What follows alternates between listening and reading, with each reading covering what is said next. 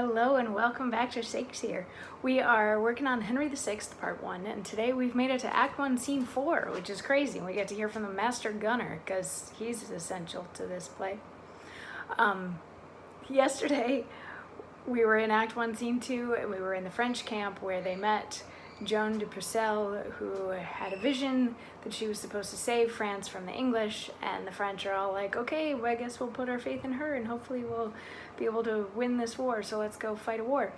And then Act 1, Scene 3, Gloucester shows up at the Tower of London, and he's like, I need to come in because I hear things haven't been run very well, and Winchester won't let him in.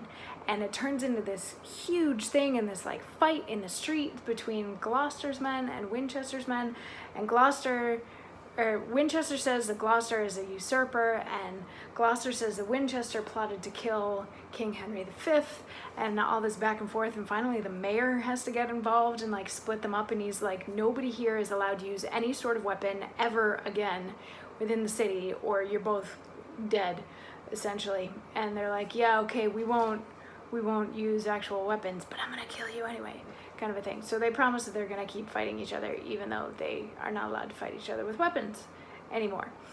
So now in Act 1, Scene 4, we're in France yet again, and we get to meet the Master Gunner, he builds artillery for the French, and he's hanging out with his son, and he's like, so hey, you know how the city's kind of under siege by the English right now? And his son is like, yeah, but every time I try to shoot at them, I miss.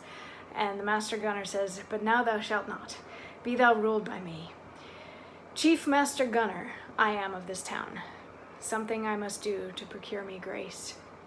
The Prince's Espales have informed me how the English, in the suburbs close entrenched, went through a secret grate of iron bars in yonder tower to overpeer the city, and thence discover how with most advantage they may vex us with shot or with assault. To intercept this inconvenience, a piece of ordnance against it I have placed, and even these 3 days have I watched, if I could see them. Now do thou watch, for I can stay no longer. If thou spiest any, run and bring me word, and thou shalt find me at the governor's. So yeah, it's a little squidge of a monologue that only qualifies as a monologue because I said 12 lines of uninterrupted text or more. And yeah, it's just to signify that like the French are trying to fortify themselves against the English. So he found out that the English are trying to sneak into the town through this one special spot, so he's been sitting there with a gun for 3 days like waiting for them to show up, and they haven't yet, and he finally just has had enough. So he leaves his son there to keep watch. And then very shortly, like immediately after he leaves, which happens right after this monologue, a bunch of the English guys come in, and we get to hear tomorrow about Talbot's time as a prisoner of war. So that'll be fun. Anyway, I'll see you tomorrow for that. Mwah.